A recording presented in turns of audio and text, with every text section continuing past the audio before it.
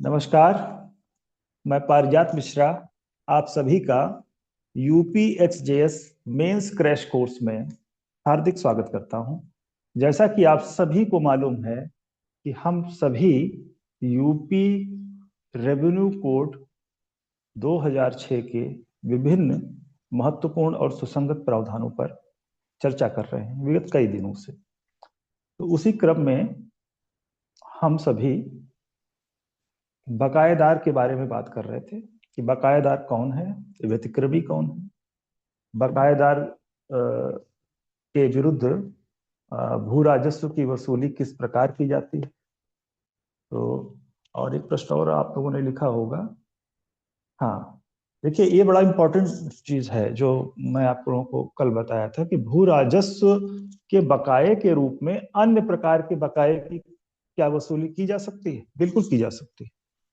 तमाम एक्टों में आप देखते होंगे कि जो जुर्माना या जो कुछ भी वसूलने की प्रक्रिया है वो लिखा जाता है कि भू राजस्व के बकाये की तरह वसूली होगी अकॉर्डिंग टू लैंड एरियर्स। ठीक है, लैंड रेवेन्यू एरियर की तरह इसकी रिकवरी होगी। तो एक एक तरीका ये होता है। दूसरा ये होता है कि डिक्री की तरह इसकी वसूली की जाएगी। जैसे डिक्री की वसूली होती उस तरीके से की जाएगी। तो बहुत ज्यादा अंतर नहीं है। खैर, तो आप लोग ये लिख रहे थे होंगे कि भू राजस्व के बकाये की वसूली बकायेदार के विरुद्ध कैसे होती है। ये सेक्शन 179 पर हम लोग चर्चा कर रहे थे। आप लोग खोल लीजिए।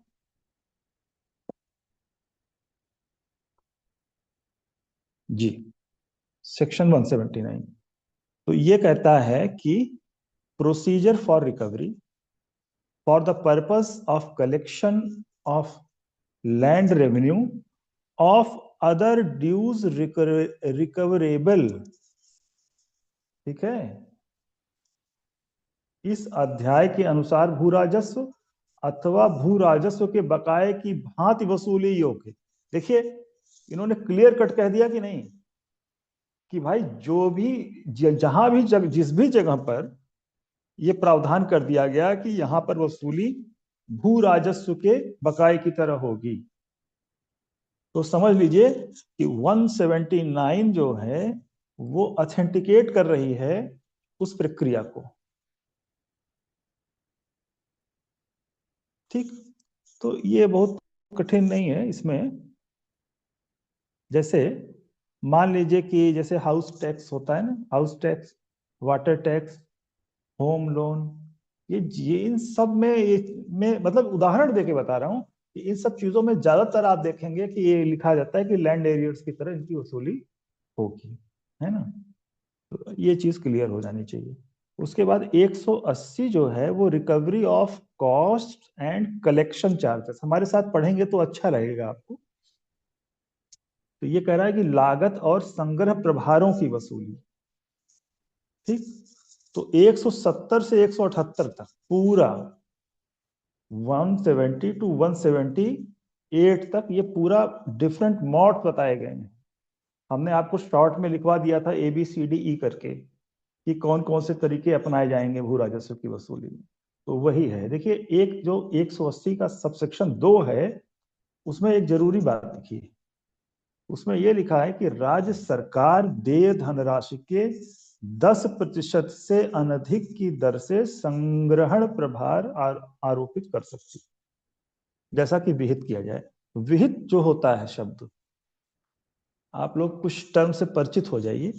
जहां पर भी प्रेस्क्राइब्ड की बात आती है, अंग्रेजी का प्रेस्क्राइब्ड और हिंदी का विहित, वहां आप हमेशा ये समझिएगा कि जो रूल्स कह रहे हैं मतलब रूल्स प्रोसीजर बता रहे हैं इसके बारे में, जैसा कि विहित किया जाए। विहित मतलब नियमों द्वारा विहित ही होता है। प्रेस्क्राइब्ड का मतलब ही प्रेस्क्राइब्ड बाय रूल होता है। ठीक, क्योंकि अगर उनको एक्ट में प्रेस्क्राइब करना होता तो वो एक्ट में प्रेस्क्राइब कर देते, लेकिन वो कह रहे हैं कि नहीं, ये प्रेस्क्राइब्ड है तो आप रूल्स में जाके देखिए। ठीक, ये कह रहे हैं कि स्टेट गवर्नमेंट में impose collection charges. Collection charges को अंडरलाइन करिए, at a rate not exceeding 10% of the amount due. जितना भी अमाउंट ड्यू होगा, जैसे कल हम बता दिए थे आपको कि जैसे मान लीजिए कि 100 रुपया का अमाउंट ड्यू है, तो भाई आप कलेक्शन चार्ज एक मतलब मिला के 10% यानी 10 रुपया आप मैक्सिमम 110 रुपए तक वसूली कर सकते हैं, उससे ज्यादा की नहीं कर सकते। ठीक है, तो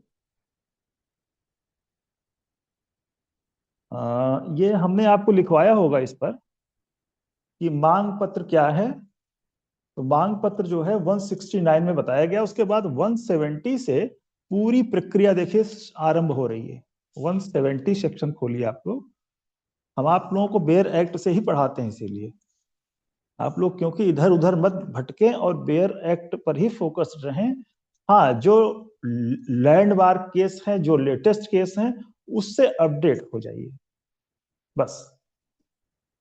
और बहुत मोटी मोटी आप मुल्ला की और फलाने की, धीरज लाल की कमेंट्री पढ़ेंगे तो फिर उसी में उलझ के रह जाएंगे। 70 एक्ट है इसमें, है ना। चलिए, तो 170 में हमने आपको ए से लेकर जी तक पूरी प्रक्रिया बता दिया था। ठीक, पूरा इसका देखिए 170 पूरा कच्चा खाका बता देता है कि किन किन तरीकों से भू राजस्व के बकाये की वसूली की जा सकती है। ठीक है, तो इसमें मैं लिखवा रहा था आप लोगों को, मांग पत्र सेक्शन 169 में है, जिसको कहते हैं writ of demand. Writ of demand, तो भू राजस्व के बकाये की जो वसूली है वो जब ड्यू हो जाती है तो तहसीलदार कैसे क्या प्रक्रिया अपनाता है, ये उसी की बात है। तहसीलदार ही रिट ऑफ डिमांड प्रस्तुत करता है, ये तहसीलदार का ही काम है। और उसमें एक समय सीमा की, इतने समय में इतने इतने इस स्थान पर इस तरीके से आप धनराशि का भुगतान करें। और जब नहीं कर पाते हैं तो फिर वो अपने तरीकों से करता है। इसमें हमने जैसा कि अभी अजय जी ने बताया कि श्रीमती सुशीला देवी वर्सेस उत्तर प्रदेश सरकार एवं अन्य, ये महत्वपूर्ण केस है। 1996 आरडी, 1996 आरडी का एक केस है जिसमें यह हेल्ड किया गया कि किसी मृतक बकायेदार के विरुद्ध मांग पत्र जारी नहीं किया जा सकता। Writ of demand can not be issued against any deceased defaulter. ऐसे में क्या किया जाएगा, उसके जो विधिक प्रतिनिधि हैं उनसे वो रकम वसूली जाएगी। उनके जितने भी विधिक प्रतिनिधि हैं उन सबको सीन में लाया जाएगा। सीन में लाया जाने का मतलब यह है कि उनको उस मृतक बकायेदार की जगह पर पार्टी बनाया जाएगा और पृथक पृथक रूप से उनको रिट ऑफ डिमांड भेजा जाएगा। बस एक चीज इसमें है कि अगर 4 भाई हैं और 10 लाख की प्रॉपर्टी है, तो भाई 4 भाई अगर उसके हैं तो एक भाई जो है वो अपने हिस्से तक का ही दे है। अब आप उसको फोर्स करके कहें कि नहीं भाई तुम सबसे मालदार आदमी तुम ही हो, अरे भाई जितना वो हिस्सा प्राप्त कर रहा है उसी के अकॉर्डिंग तो आप उससे पैसा वसूलेंगे। वो अगर 10 लाख में एक चौथाई कीजिए तो 2.5 लाख रुपए बनते हैं। 2.5 लाख रुपए तक की ही धनराशि उससे वसूली जा सकती है, उससे अधिक की धनराशि नहीं वसूली जा सकती। पहली बात कि जितना उसे मिला है उस संपत्ति से उतने का ही वो देनदार हो सकता है। ठीक, और दूसरी चीज कि ऐसे बकाये की मांग में विधिक प्रतिनिधि की स्थिति में गिरफ्तारी नहीं की जाएगी, एलआर। ये 2 बातें बेहद महत्वपूर्ण है जिसको सभी को जानना चाहिए। तो धारा 180 के सॉरी धारा 181 के अनुसार आप लोग लिख लीजिए, मैं इसको सरल भाषा में आप लोगों को बता दे रहा हूं। धारा 181 के अनुसार लिख लीजिए, बकाए भू राजस्व की वसूली के बकाए भू राजस्व की वसूली के हाँ, पूर्व या पश्चात, पूर्व या पश्चात, ठीक है। हम लोग सीमा जी 181 लिख रहे थे, कल चर्चा किया था श्रीमती सुशीला देवी वर्सेस उत्तर प्रदेश सरकार एवं अन्य 1996 आरडी की, जिसमें कहा गया था कि मृतक बकायेदार के विरुद्ध कोई भी रिट ऑफ डिमांड मांग पत्र जारी नहीं किया जा सकता। अब उसके आगे आप लोगों को लिखवा रहे हैं कि धारा 181 के अनुसार बकाये भू राजस्व की वसूली के पूर्व या पश्चात, चाहे पहले या बाद में, अगर बकायेदार की, ठीक, वसूली के बाद भी मृत्यु हो गई तो भी, लेकिन पूरी कार्रवाई नहीं हो पाई है, तो कार्यवाही हमेशा उसके विधिक प्रतिनिधियों के विरुद्ध होगी। लीगल रिप्रेजेंटेटिव जो आपने सीपीसी में पढ़ा है, ठीक। और दूसरी बात क्या है कि बकायेदार की गिरफ्तारी या निरुद्ध करके, देखिए ये सारे चीजें जो हैं, ये जो मैं आप लोगों को बता रहा हूं, ये भू राजस्व के बकाये की वसूली की ही प्रक्रियाएं, अलग कुछ भी नहीं है, इसलिए आप लोग कंफ्यूज मत होइएगा। अब इसकी नंबर 2 हेडिंग देखिए, बकायेदार की गिरफ्तारी या उसे निरुद्ध करके, ये दूसरा तरीका है। पहला तरीके पर चर्चा हो गई, बकायेदार की गिरफ्तारी या उसे निरुद्ध करके, इसमें लिख लीजिए बड़े ब्रैकेट के अंदर सेक्शन 170 170 सबसेक्शन 1 का ए, सबसेक्शन 1 का ए, यही है। तो मैं सरल भाषा में आप लोगों को बता देता हूं। इतना लिखा, बकायेदार की गिरफ्तारी या उसे निरुद्ध करके, देखिए 15 दिन से अनधिक का सिविल कारावास, शायद मैं लिखवा चुका हूं, मुझे याद आ रहा है, चलिए कोई बात। 15 दिन से अनधिक का सिविल कारावास, किंतु निम्न को गिरफ्तारी से छूट प्राप्त है, हाँ लिखवाया तो था। नंबर 1 स्त्री, नंबर 2 अवयस्क, नंबर 3 वरिष्ठ नागरिक, 65 वर्ष या अधिक का व्यक्ति, वही वरिष्ठ नागरिक होगा। नंबर 4 संघ की सशस्त्र सेनाओं के सदस्य, ठीक, नंबर 4। नंबर 5 है सीपीसी की धारा 133 135 ए के अधीन छूट प्राप्त व्यक्ति, वही जो डिग्नेटरीज होते हैं उनको छूट दी जाती है। भाई उनकी आप बकाये की वसूली में गिरफ्तारी नहीं कर सकते, सीधी सी बात है, दे आर इम्यून्ड। और पांचवा ये है, ये नया जोड़ा गया है, पहले तो शायद बहुत कम था, मुझे याद आ रहा है, जेडीएलआर में मुझे याद नहीं इस समय। तो अगर वसूली की धनराशि 50,000 रुपए से कम है तो फिर बकायेदार की गिरफ्तारी नहीं होगी।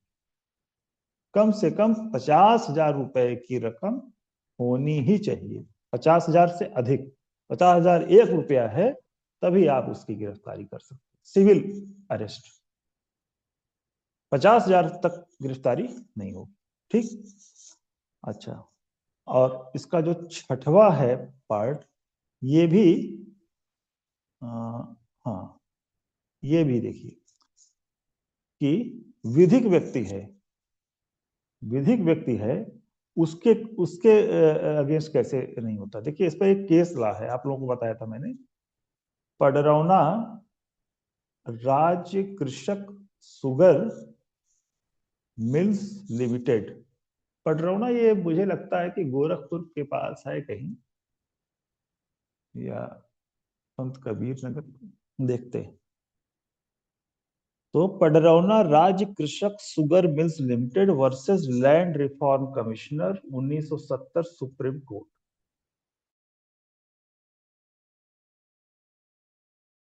तो आया होगा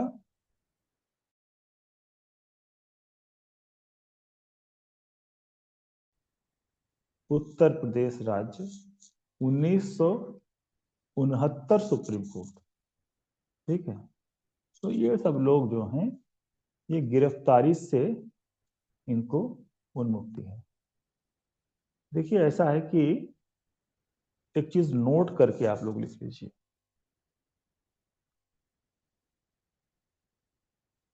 यदि बकायेदार की गिरफ्तारी के समय,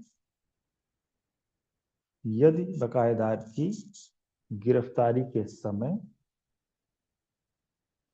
भू राजस्व के बकाये की, भू राजस्व के बकाये की पूर्ण या आंशिक धनराशि का भुगतान कर दिया जाए। भाई कुछ उसमें से निकाल के दे दिया, उसने कहा चलिए साहब 55,000 रुपया है, तो आपने कहा चलिए भाई 30 अभी ले लीजिए, 25 हम बाद में दे देंगे। तो यही बात कह रहा है कि भाई गिरफ्तार करने आए तो उसने कहा कि चलिए भाई 30 जो है हम आपको दे रहे हैं, 25 बाद में देंगे, तो उसको गिरफ्तार नहीं किया जाएगा। मतलब इस पर बहुत स्ट्रिक्ट कंप्लायंस इसका नहीं होगा। तो वही चीज है कि अगर बकायेदार गिरफ्तारी के समय भू राजस्व के बकाये, चाहे तो पूरा दे दे, भू राजस्व के बकाये की पूर्ण या आंशिक रूप से धनराशि। अब ये नहीं है कि 100 रुपये पकड़ा दिए, एक अच्छा हैंडसम अमाउंट होना चाहिए कि जिससे कि सेटिस्फाई हुआ जा सके कि हाँ भाई ठीक है। ये चीज है। और नंबर 3 है, आप लोग देखिए सेक्शन में मिलाते जाइए भाई। 172 खोलिए। नहीं कहेंगे सर तो पता नहीं कहां से बता रहे हैं, आउट ऑफ सिलेबस बता रहे हैं। 172, 172 जो है वो कह रहा है कि जंगम संपत्ति की कुर्की और बिक्री। ये सेक्शन 172 है। ये तीसरा तरीका है बकाये की वसूली का। बकायेदार की चल संपत्ति की कुर्की और विक्रय करके अंडर सेक्शन 170 1B। 170 1B में आप देख लीजिएगा, यही मिलेगा, क्योंकि 170 में सारे सेक्शंस कवर हो गए थे। और इसको रीड विथ कर लीजिए या सपठित धारा 172, ये भी मैंने बताया ही था कल। ठीक है, तो इसमें आप लोग लिखिए ये धारा 172, धारा 172 एक के अनुसार, 172 एक के अनुसार एसडीओ, एसडीओ मतलब उप जिलाधिकारी, उप जिलाधिकारी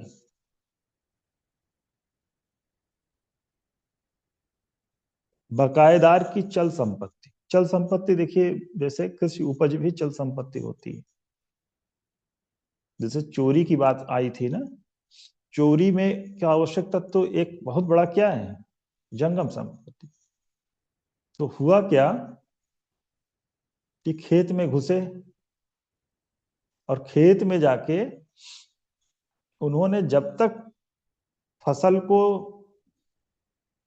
काटा नहीं तब तक वो चोरी नहीं हुई। और जैसे ही उन्होंने फसल को काटना शुरू किया और काट लिया, वो संपत्ति चल संपत्ति हो गई। वो जो खड़ी फसल थी वो चल संपत्ति हो गई, तो चोरी का विषय वस्तु हो गई। तो इसीलिए कृषि उपज जो है वो चल संपत्ति में ही आती है। हालांकि यहां पर ऐसा नहीं है, देखिए यहां पर ऑलरेडी इन्होंने मान लिया है भाई जो चीज कोई व्यक्ति चुरा सकता हो आसानी से वो चल संपत्ति है। मकान थोड़ी आप लेके भाग जाओगे हमारा। ठीक है, तो धारा 172 एक के अनुसार एसडीओ यानी उप जिलाधिकारी बकायेदार की चल संपत्ति, हाँ हमने एक चीज और आप लोगों को कल बताया हो कि जहां पर भी चल संपत्ति की कोई कार्यवाही है वो हमेशा उप जिलाधिकारी द्वारा संपादित कराई जाती है, अक्सर, हमेशा नहीं तो अक्सर कह सकते हैं। और जहां अचल संपत्ति की से संबंधित कोई कार्रवाई होती है, आप वहां पाएंगे कि कलेक्टर के द्वारा। उसका कारण है, देखिए कलेक्टर का नाम ही कलेक्टर इसलिए पड़ा है कि वो रेवेन्यू कलेक्ट करके देता है। तो जो जैसा काम उसी को भावे, ऐसा कुछ है ना। तो फिर कलेक्टर जो है वो जहां रेवेन्यू की बात आएगी, वो भी लैंड रेवेन्यू की और अचल संपत्ति की, तो वहां पर कलेक्टर आ जाएगा। जमीन की बात आ गई तो कलेक्टर आ गया, और बाकी जगहों पर डिप्टी कलेक्टर। चलिए, तो कृषि उपज भी की कुर्की और विक्रय कर सकेगा। अब इसमें 172 लिखिए, ये भी इंपॉर्टेंट। 172 के अनुसार कुछ चल संपत्तियां हैं। देखिए, इसको आप इस तरह से समझिए कि जो सीपीसी में था नहीं, सीपीसी में थी नहीं, सेक्शन 64 था क्या? 64 नहीं था, 60 था। देर एक में आप लोग देख लीजिएगा। तो उसमें भी था ना कि कौन कौन सी चीजें कुर्क नहीं की जा सकती, तो वो सीपीसी में भी है, और उसी का आईना यहां पर भी है। यानी कि डिक्री के एग्जीक्यूशन में आप में भी आप वो चीजें नहीं आप अटैच कर सकते। तो इसको आप रीड विद उससे कर सकते हैं। सेक्शन 60 है भाई, हाँ याद आ गया। जो सीपीसी का सेक्शन 60 है, 60 है, उसमें भी यही बातें लिखी है ना कि कौन कौन सी चीजें जो हैं वो डिक्री के निष्पादन में कुर्क नहीं की जा सकती।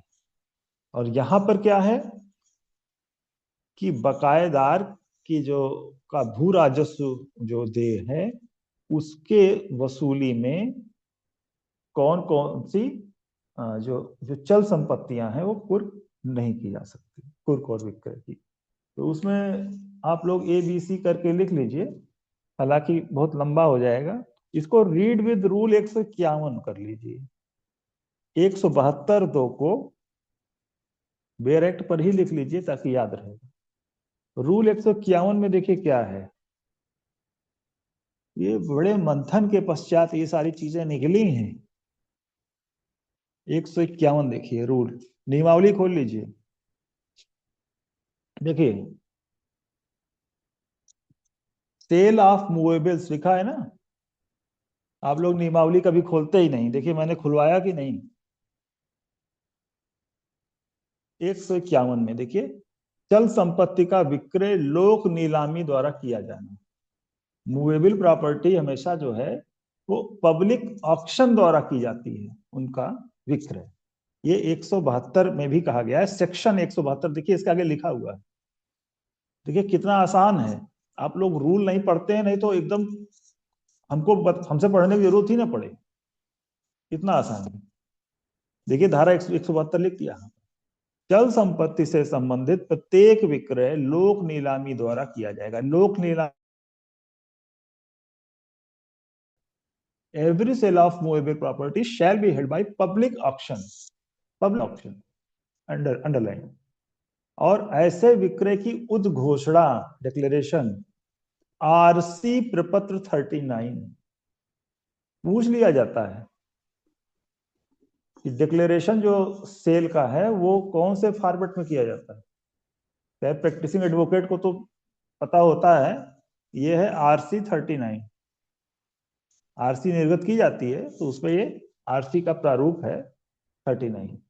आरसी का मतलब रिकवरी सर्टिफिकेट, जो भी कर लिए। इसमें आप लोग पांचवा पॉइंट देखिए, बड़ा इंपॉर्टेंट। रूल 151 खोल लिए ना आप लोग, हमारे साथ आप लोग भी खोल लीजिए भाई।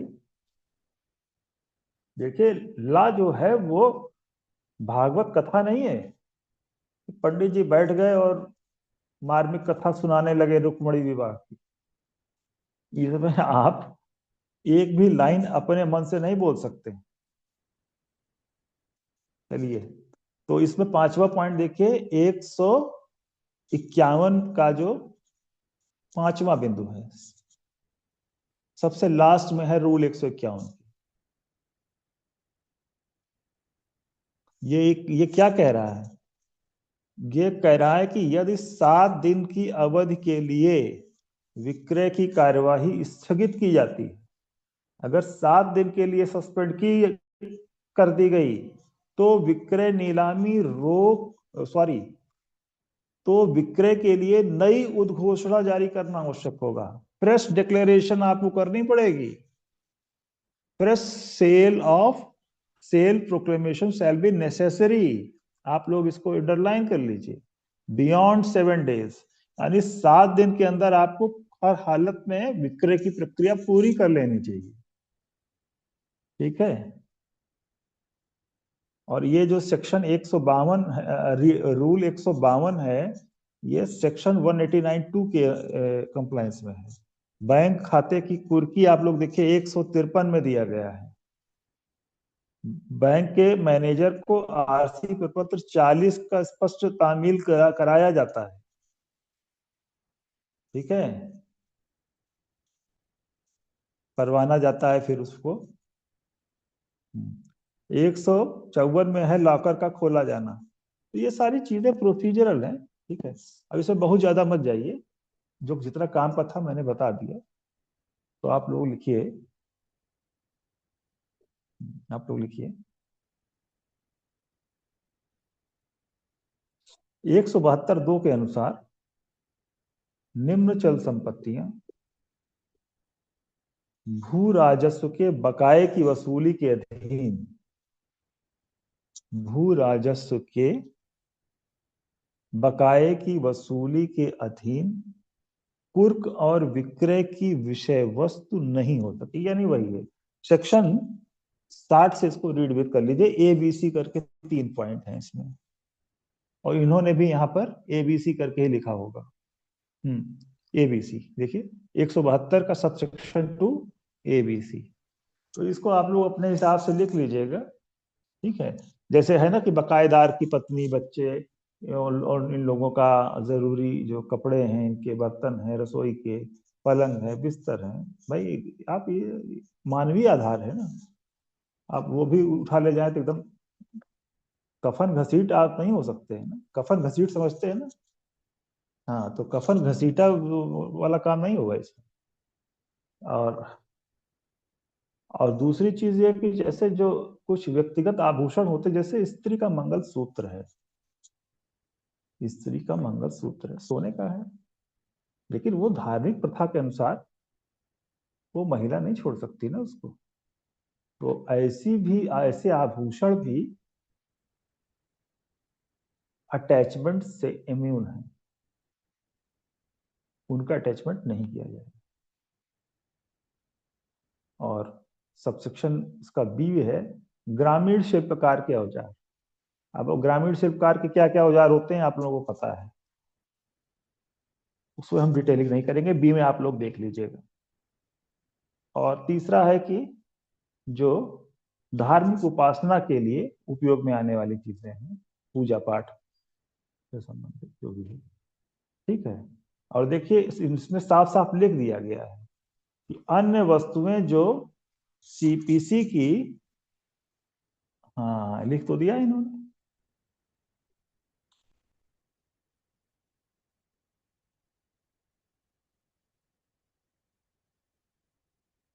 नहीं, इन्होंने नहीं लिखा है, लेकिन फिर भी आप लोग सीपीसी की धारा 160 और 161, सॉरी सॉरी सॉरी, सीपीसी की धारा 60 और धारा 61 में कुर्की से मुक्त जो वस्तुएं हैं, जंगम वस्तुएं हैं, उनकी कुर्की नहीं की जा सकती।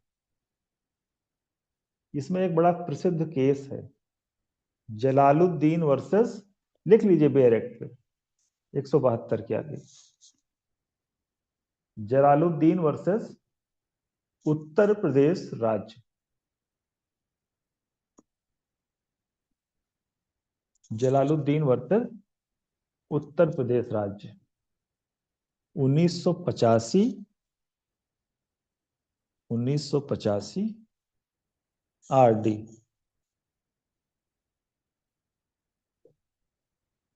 इसकी फाइंडिंग हम आप लोगों को लिखवा दे रहे हैं, लिख लीजिए।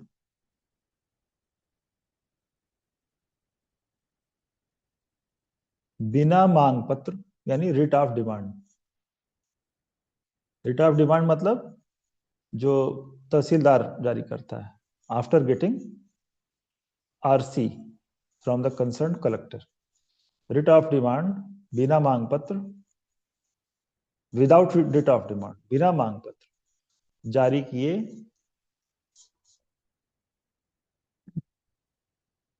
बिना मांग पत्र जारी किए बकायेदार की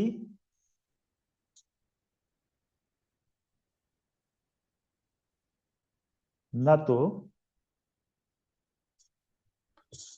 तो उसकी गिरफ्तारी हो सकेगी, मतलब आपको रिट ऑफ डिमांड हर हालत में भेजनी ही भेजनी है। अगर आपने उसको नहीं भेजी और गिरफ्तारी आपने कर लिया तो फिर समझ लीजिए कि आपकी पूरी कार्यवाही दूषित हो गई, यूं समझिए। ठीक, तो हर हालत में आपको बिना रिट ऑफ डिमांड के आप गिरफ्तारी नहीं कर सकते, और ना ही उसकी संपत्ति की कुर्की या विक्रय कर सकते हैं। कुछ भी आप नहीं कर सकते, ना आप अरेस्ट कर सकते हैं, ना आप अटैचमेंट कर सकते हैं, ना आप सेल कर सकते हैं।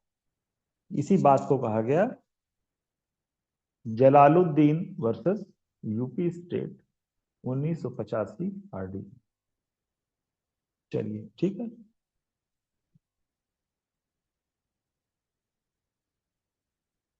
एक बात और है, आप लोगों को लिखवाएं कि ना लिखवाएं, लेकिन आप लोग कभी कभी मिस कर जाते हैं। चलिए लिख लीजिए, नोट करके लिख लीजिए, नोट करके लिख लीजिए। यदि बकायेदार, नंबर 1 करके, यदि बकायेदार की चल संपत्ति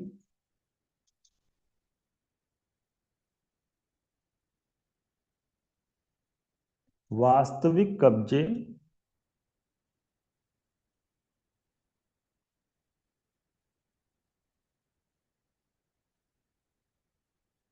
या अभिग्रहण,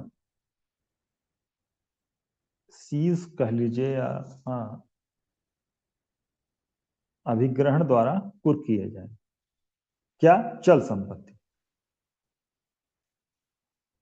वो सीज कर दी जाती, और बकायेदार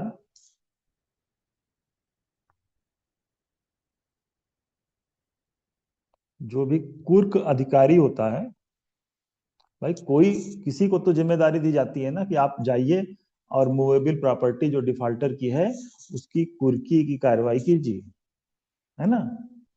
तो वही कह रहा है कि यदि बकायेदार की चल संपत्ति की कुर्की वास्तविक कब्जे या अभिग्रहण द्वारा की जाए, और बकायेदार कुर्क अधिकारी का समाधान कर दे, समाधान कर दे, तो चल संपत्ति उसके कब्जे में छोड़ दी जाएगी। अब देखिए साहब, ये कह रहे हैं कि भाई चल संपत्ति तो ठीक है भाई, तुम्हारी चल संपत्ति तुम्हारे पास ही रहेगी। इसका मतलब क्या हुआ? मतलब थोड़ा सा इसका उतना सीधा है नहीं जितना दिख रहा है। इसको कहते हैं, देखिए, symbolic custody of defaulter of the property, movable property of the defaulter. Symbolic custody कैसे होती है, इसको आप लोग रीड विद कर लीजिए रूल 151 में, इस पॉइंट को जो नंबर 1 लिखवा रहे हैं, symbolic custody of the defaulter, read with rule 151। तो इसमें देखिए इतने तक बात नहीं है, इसमें यह है कि अगर वो कुर्क अधिकारी का यह समाधान करा दे तो चल संपत्ति उसकी कब्जे में छोड़ दिया, अच्छा भाई ठीक है तुम अपने कब्जे में रखो। और यदि वह कब्जे से इनकार करे तो ऐसी संपत्ति किसी उत्तरदायी व्यक्ति के कब्जे में छोड़ी जाएगी। मतलब ये कि भाई जिस संपत्ति का अटैचमेंट हो रहा है तो वो कह रहा है कि नहीं नहीं साहब आप ले जाओ, तो फिर कहेंगे नहीं नहीं नहीं ऐसे नहीं। कोई एक जिम्मेदार गांव का आस पड़ोस का प्रधान को बुला के किसी जिम्मेदार आदमी को उसका कब्जा दे दिया जाए अगर वो इनकार, ठीक है। और अगर मान लीजिए कोई गाय भैंस वगैरह है, पशुधन है, गाय भैंस बकरी जो भी कह लीजिए, बैल, तो पशुधन है तो निकटतम कांजी हाउस में रखा जाए। ये पुरानी बातें हैं, अब तो बड़ा सिस्टम हो गया है। गांव में भी लोग स्मार्टफोन रखे रहते हैं, देख लेते हैं भाई देखो जरा इसका, नहीं तो ऑनलाइन ही करा दें, ठीक है। तो इसी को कहते हैं सिंबॉलिक कस्टडी। सिंबॉलिक कस्टडी मतलब कि दिखता नहीं है, ऐसा कोई कोई चीज उसकी कब्जे में नहीं है, ना आपको लग रहा है कि छोड़ दी गई है, बट वो सिंबॉलिक कस्टडी है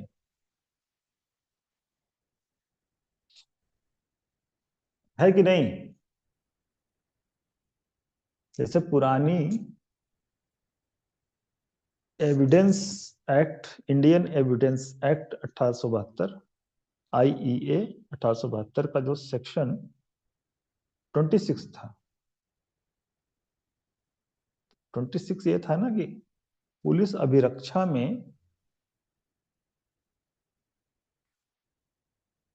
किए गए कथन या की गई संस्वीकृति सुसंगत नहीं है। तो अब सवाल उठता है कि अभिरक्षा क्या है, व्हाट इज कस्टडी। तो आर बनाम फोस्टर का शायद केस था, जिसमें कि रिक्शे या तांगे से किसी व्यक्ति को पुलिस वाले लेके जा रहे थे और थोड़ी देर के लिए उसको कोई हथकड़ी वथकड़ी नहीं पहनाए थे, थोड़ी देर के लिए उस व्यक्ति को, जो भी उसके कस्टडी में लेने वाले लोग उस समय पुलिस के थे, वो छोड़ देते हैं और बगल में कहीं चाय पानी या जो कुछ भी करने चले जाते हैं। तो चाहता था तो वो भाग सकता था ना उसी समय, लेकिन उन लोगों के द्वारा इस एक्ट को भी कस्टडी माना गया। इसी को कहते हैं सिंबॉलिक कस्टडी, या इसको मेरे शब्दों में अगर कहा जाए तो मैं इसको लीगली कहूंगा holding over of custody. Holding over मतलब कस्टडी एक्सटेंड हो गई या कस्टडी ने अपना रूप परिवर्तित कर लिया, ठीक है। चलिए, तो ये बात पहला पॉइंट हो गया नोट में। और दूसरा आप लोग लिख लीजिए, ये भी बहुत इंपॉर्टेंट है। ये है कि ऐसा व्यक्ति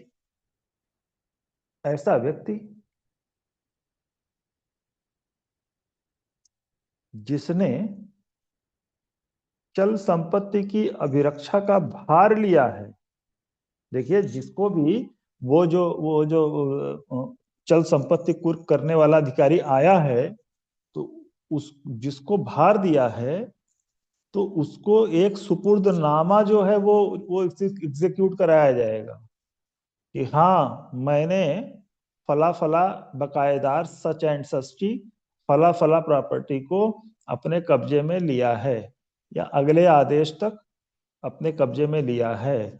और अगर इस संपत्ति को कोई नुकसान होता है तो उसकी संपत्ति की ऐसी क्षति के लिए भी मैं व्यक्तिशः दायी होऊंगा। तो इस प्रकार का एक बॉन्ड या सुपुर्दनामा कहना बेहतर होगा, वो एग्जीक्यूट करेगा कौन, जिसको ऐसी चल संपत्ति अभिरक्षा में दी गई है। और वो कब दी जाती है, हमने आपको बताया ही कि जब इनकार कर देता है बकायेदार कि नहीं साहब हम नहीं लेंगे। तो ये दूसरा पॉइंट हो गया। उसके बाद देखिए, एक और चीज है, थोड़ा सा हम जल्दी कराना चाह रहे थे लेकिन जल्दी हो नहीं पा रहा है। हम्म, 172 जो है, 172 का 5 देखिए सबसेक्शन,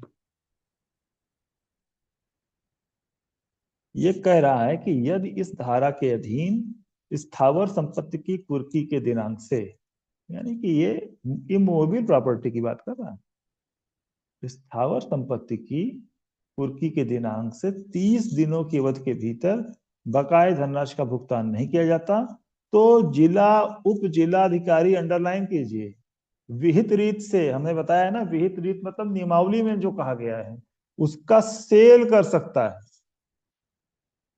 और सब सेक्शन 4 पर लिखिए सुपुर्दनामा, ब्रैकेट में लिखिए बॉन्ड, ठीक है। और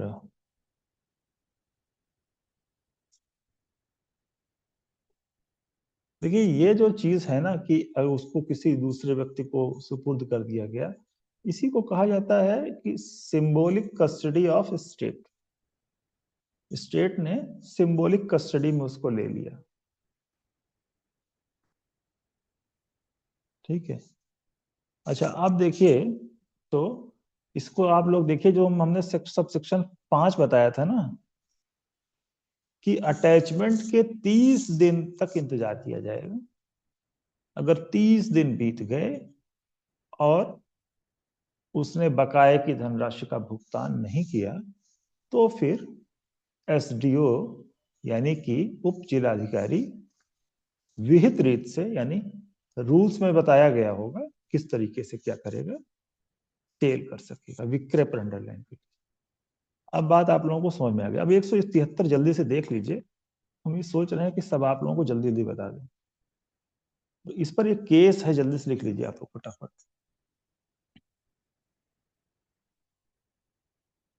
देखिए चल संपत्ति की कुर्की के पश्चात जो विक्रय होता है उस पर एक केस है, राम भरोसे।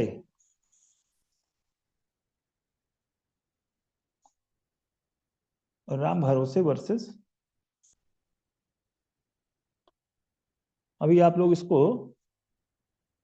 मैंने राम भरोसे का केस तो लिखा है, उत्तर प्रदेश ही होना चाहिए क्योंकि यूपी रेवेन्यू कोड है। अब हो सकता है कि पार्टी कोई और बना हो, तो राम भरोसे का केस लिख लीजिए, राम भरोसे केस 2013 आरडी लिख लीजिए। धारा 172(5) के अनुसार कुर्की के दिनांक से, कुर्की के दिनांक से 30 दिन के उपरांत ही,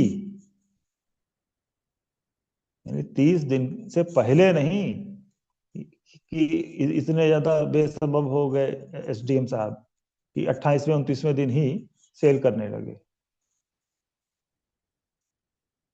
ठीक। 30 दिन के उपरांत ही एसडीओ उप जिलाधिकारी विक्रय, सेल, विहित रीति, ब्रैकेट में लिख लीजिए, प्रिस्क्राइब्ड बाय रूल्स से करेगा। मैंडेटरी प्रोविजन है कि 30 डेज आफ्टर ही आप करेंगे, after the date of attachment, otherwise sale will be irregular, illegal, जो भी कह लीजिए, ठीक है। रूल 150 और 152 आप लोग देख लीजिएगा, इसमें रीड विद कर लीजिए। अभी हमने आप लोगों को इसको बताया था ना कि विक्रय हमेशा पब्लिक ऑक्शन द्वारा होगा, AUCTION, ठीक। लोक नीलामी, जैसे बोली लगती है ना 10,001, 10,002, तो इस तरीके से पूरा। और उसमें स्थान अगर आपने गलत बताया है, आपने तारीख से पहले ही कर लिया है, तो हम आप लोगों को ऑर्डर 21 का एग्जीक्यूशन जब सीपीसी में बताते तो सब चीजें कवर हो जाती। ये सब, ये तो बहुत छोटी बात है 170 से लेके 179 तक। जो ऑर्डर 21 में जो उसका एग्जीक्यूशन होता है वो बहुत इंपॉर्टेंट, उससे केस भी बहुत आते हैं, क्वेश्चन। तो इसको कर लीजिए कि नियम 150 के अनुसार, नियम 150 के अनुसार चल संपत्ति का विक्रय चल संपत्ति का विक्रय लोक नीलामी द्वारा किया जाए, पब्लिक ऑक्शन। और नियम 152 के अनुसार अधिकतम बोली को वरीयता दी जाए। भाई जो सबसे ज्यादा लगाएगा, ये तो कॉमन सेंस की बात है ना, अधिकतम बोली को वरीयता दी जाएगी। और विक्रय की जो धनराशि है उसका भुगतान चाहे तो एक मुश्त कर लिया जाए यानी इन टोटो, या मतलब कि रकम देकर कैश, या डिमांड ड्राफ्ट, या बैंकर्स चेक, किसी भी रूप में किया जा सकता है। ठीक है, भुगतान। और अगर विक्रय की गई चल संपत्ति की धनराशि तुरंत जमा नहीं की जाती है तो अब जिसने मान लीजिए कि इसको ऑक्शन में खरीद लिया है, उसकी बात हो रही है अब, कि जिसने ऑक्शन में खरीद लिया है, बोली लगा के तो उसने ले ही लिया है, लेकिन वो क्या करता है कि वो जमा नहीं करता है। बोली में तो उसने स्टॉप तो कर दिया, लॉक कर दिया, लेकिन वो धनराशि तुरंत जमा नहीं करता है। तब फिर क्या होगा, रीसेल होगी। रीसेल में पूरी पूरी साइकिल फिर से चलेगी। और विक्रय जैसे ही पूर्ण होगा, सेल कंप्लीट होगी, यानी कि जो सेल के बाद का जो समय है, पीरियड, कूलिंग ऑफ पीरियड, वो सब बीत जाएगा ऑब्जेक्शन का, तब सेल एब्सोल्यूट होगी। तब जो व्यक्ति है ऑक्शन परचेजर, वो चल संपत्ति पर कब्जा प्राप्त करने का हकदार है।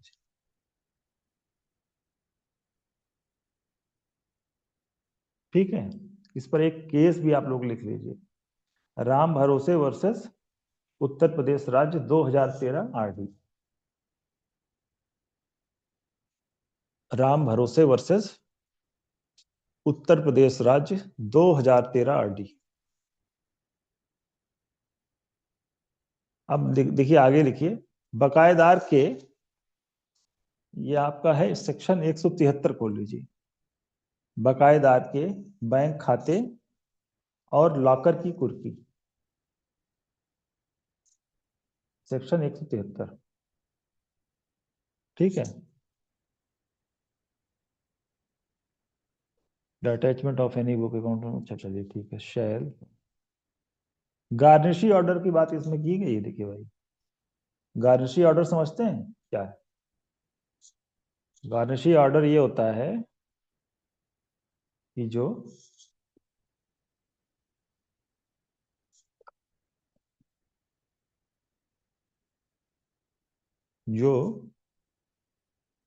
जजमेंट डेटर होता है ना, जजमेंट डेटर जैसे यहां पर डिफॉल्टर हो गया, सिविल डिक्री में जजमेंट डेटर होता है। तो जजमेंट डेटर अगर किसी को कर्ज दिया हुआ है या उसका कोई बकायेदार है, आपको पता चल जाता है कि साहब ये है तो आदमी डिफॉल्टर, लेकिन इसका भी पैसा एक जगह फंसा हुआ है, तो ये बात संज्ञान में एसडीओ साहब के दूसरी पार्टी लेके आती है। और लेकिन वो जो पैसा है वो विधिक रूप से वसूल नहीं होना चाहिए, लीगली रिकवरेबल होना चाहिए। तो वो जो जो निर्णीत ऋणी है या बकायेदार है, उसका ऋणी यानी अनुऋणी, उसको डायरेक्शन दे दिया जाता है, मतलब वो चैनल सरपास कर दिया जाता है कि भाई ये क्या देगा, ये तो मुर्दा आदमी है। तब फिर कहा जाता है कि अच्छा रुको, ये साहब जहां से पाने वाले हैं हम उन्हीं को क्यों ना डायरेक्ट कर देते हैं।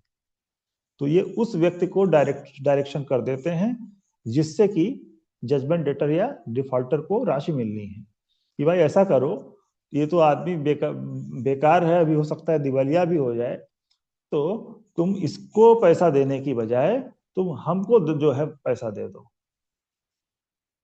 मतलब इसको इसको आदेश देगी कोर्ट। ठीक है, अब इसमें क्या है कि एटीएम भी आ गया है, जो बैंक खाते लॉकर की कुर्की, उसमें एटीएम भी आपका वो कर दिया जाएगा। खैर इसमें कोई, अब बैंक खाता देखिए सीज होगा तो फिर बैंक खाते में तो एटीएम भी होता है ना, तो इसमें विशेष बात नहीं है। ठीक है, तो इसमें देखिए ऑर्डर 21, ऑर्डर 21, रूल 44, ये सॉरी 46 ए, 46 बी, एटसेट्रा, जो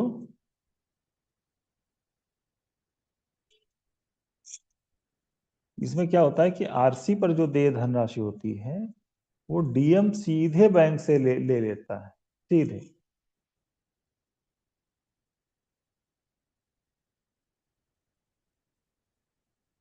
लिख लीजिए आप लोग 173 कि एसडीओ उप जिलाधिकारी बकायेदार के बैंक खाते की कुर्की और लॉकर की कुर्की करने को आदेश दे सके। ऐसा आदेश, नेक्स्ट पैरा, ऐसा आदेश उप जिलाधिकारी एसडीओ बकायेदार के बैंक खाते के शाखा प्रभारी यानी ब्रांच मैनेजर समझ लीजिए, जो भी ब्रांच है ब्रांच मैनेजर को गार्निशी आदेश यानी अनुऋणी आदेश भी इसी को कहा जाता है, हमने अभी आपको बताया ना, गार्निशी आदेश या अनुऋणी आदेश की तामील करा के बकायेदार द्वारा किराए के लिए, किराए पर लिए गए लॉकर, भाई लॉकर का वो किराएदार तो है, उसको अटैच कर लेगा। कि जाओगे कहाँ भाई, जो तुम्हारा आर्थिक स्रोत है हम सब पर कब्जा कर लेंगे। तो लॉकर की कुर्की का आदेश देकर भू राजस्व की वसूली की कार्रवाई हो सके। अब ये जो अनरेडी आदेश है, गार्निशी ऑर्डर है, ये पारित करते समय इसमें देखिए, इसमें भी सीपीसी के ही रूल्स अप्लाई कर रहे हैं। यानी गार्निशी आदेश या अनरेडी आदेश पारित करते समय ऑर्डर 21 मतलब एग्जीक्यूशन ऑर्डर 21 रूल 46, 46A और 46B के नियम लागू होंगे। ठीक, और उसके बाद देखिए आप लोग 174, 175 एक साथ देख लीजिएगा, जो जोत की कुर्की, पट्टा और विक्र तीनों की बात करता है। 174, 75, 76 तीनों हम एक साथ बता दे रहे हैं। देखिए सब पहला पॉइंट तो ये है कि 174 ये कहता है कि कलेक्टर ऐसी भूमि जिसके संबंध में भू राजस्व बकाया हो। अब देखिए, अब आ गए असली पॉइंट पर, क्या कि जो जिसके लिए सारी कवायद हो रही है, अब उस प्रॉपर्टी पर आए, अभी तक नहीं आए थे, अभी तक तो दिखे नहीं आए थे, लेकिन अब ये उस संपत्ति पर आ रहे हैं जिसके लिए ये वसूली की जा रही है। ठीक, तो इसमें कह रहे हैं कि ऐसी भूमि जिसके संबंध में भू राजस्व बकाया हो, अब उसकी कुर्की की जाएगी, उसका अटैचमेंट किया जाएगा। ये 174, 174(3) देख लीजिए, उसमें कह रहे हैं कि कुर्की के दिनांक से अगर 1 माह अटैचमेंट, वही वही बताया आपको, जो जंगम में है वही इसमें भी है। बस ये है कि डिप्टी कलेक्टर है वहां पर जंगम में और यहाँ पर कलेक्टर हो गया है। आप लोग बेसिक चीजों को पकड़ा कीजिए रूप से। तो 174(3) के अनुसार कुर्की के दिनांक से अगर 1 माह की अवधि के भीतर यदि भू राजस्व के बकाये का भुगतान नहीं किया जाता, भाई वो नहीं करता बकायेदार, तब कलेक्टर भूमि का पट्टा या बिक्री कर सके। भाई देखिए, पहले पट्टा देगा क्योंकि उसको ये लगेगा कि शायद आज नहीं तो कल वो जो भी बकायेदार है वो इसका पैसा दे देगा, तो वो पहले इसी को करेगा, फिर उसके बाद लगेगा कि यार ये तो बहुत ही लीचड़ है, देगा नहीं, तब सेल कर देगा। ठीक, अब आप लोगों को मैं कल एक और क्वेश्चन लिखवाऊंगा और कल ही मैं इसको समाप्त कर दूंगा, क्योंकि अब इससे ज्यादा हम आप लोगों को बताना नहीं चाह रहे हैं। एक्चुअली 2-3 बातें हैं। अब देखिए, इसमें एक तो ये है कि अचल संपत्ति की कुर्की की आदेशिका कौन जारी कर सकता है? प्रश्न है, लिखिए। अचल संपत्ति की कुर्की की आदेशिका कौन जारी कर सकता है? इसको कल बताएंगे। कुर्की के विरुद्ध अचल संपत्ति का निस्तारण किस प्रकार किया जाता है?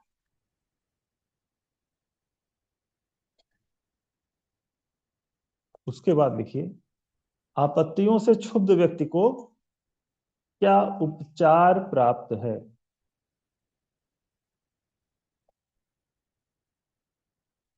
What are the remedies available to any aggrieved person from the objections? तो ये हम कल आपको बताएंगे, और इसको बहुत शॉर्ट में हम आपको बताएंगे। उसके बाद दो तीन बातें जो जो बुनियादी हैं हम वही आपको बताएंगे, कि जैसे कि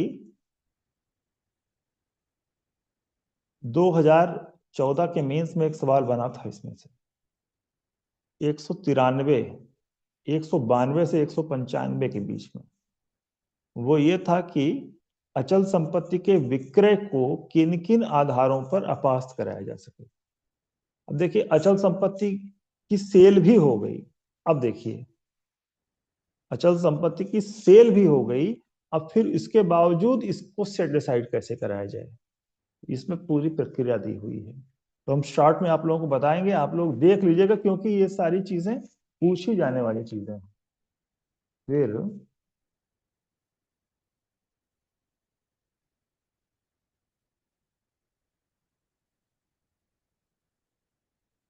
देखिए, नीलामी क्रेता बेचारा कितना पीड़ित व्यक्ति होता है, कितना असुरक्षित व्यक्ति होता है, कि जो आर्टिकल लिमिटेशन का 137 है आपका लिमिटेशन एक्ट में, उसमें 3 साल तक है। भाई वो 3 साल की अवधि तक वो एक प्रकार का कर्जदार होता है ना। तो कर्जदार के लिए तो कर्जा माफी का समय 3 साल तक के लिए है। अब आप परेशान है, सब साल भर में कर डाल रहे हैं। तो सवाल ये उठ रहा है कि नीलामी क्रेता अगर जो धनराशि जमा किया है उसको वापस लेने के लिए विक्रय के अपास्त के दिनांक से 3 साल के भीतर, 3 साल के भीतर जन कर सकता है। ठीक। तो इसमें और भी चीजें हैं कुछ, लेकिन ज्यादा तो नहीं है। अब देखिए, जैसे रेवेन्यू कोड जो है वो किस प्रकार की प्रक्रिया अपनाता है। तो रिव्यू कोर्ट में क्या क्या होता है? First appeal, second appeal, revision, review, ये सारी चीजें होती हैं। तो वो सब चीजों के बारे में थोड़ा थोड़ा आप लोगों को बता देंगे। और उसके बाद फिर थोड़ा सा एक जरूरी चीज और है, इसका हम आप लोगों को फोटो भेज देते हैं। जो डिफरेंट पीनल प्रोविजंस हैं यूपी राजस्व संहिता के, वो क्या क्या हैं, वो 12-13 प्रोविजंस मैंने ढूंढ के निकाले हैं। तो उनको आप लोगों को फोटो दे देंगे, और टेबुलर फॉर्म में आप लोग जो जो भी पीनल प्रोविजंस हैं, दंडात्मक धाराएं हैं, उसको, उसके दंड को, विषय को, धारा को आप लोग एक सीक्वेंस में लिख डालिएगा। इस तरीके से हम पूरा प्रयास यही करेंगे कि कल आपका रेवेन्यू कोड समाप्त हो जाए। ठीक है, आज इतना ही, और शेष हम लोग कल चर्चा करते। ठीक है, बहुत बहुत धन्यवाद आपकी।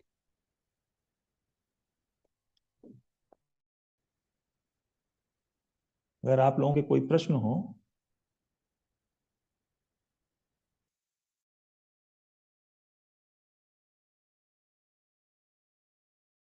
तो